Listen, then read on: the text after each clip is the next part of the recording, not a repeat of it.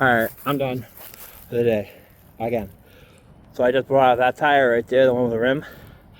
All the way from the bottom of the mountain, dude. That was ridiculous, honestly. Because with that rim on, that's gotta weigh 50 pounds easily, dude. So, not to mention, I did trip on a freaking log. But anyways, so, couple tires. That light is new. Ow.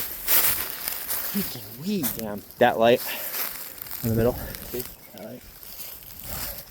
Pretty heavy, actually, too. Fishing pole. I got 2 huge carpets. I got a, what is that? Yeah, it's a Whole Foods wall table, decomped. A grill, a bureau, and a dank ass chair, dude, the nasty, disgusting thing. And yeah, let me just say, that was not easy getting it out of there. And then, oh, sorry, so the stuff's still a mess. But started this one, considering it's next to the trail and stuff. But, oh yeah, I didn't even bother showing over here.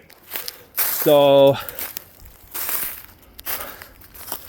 all right there where you see the black, that's where the foosball table and the carpet was.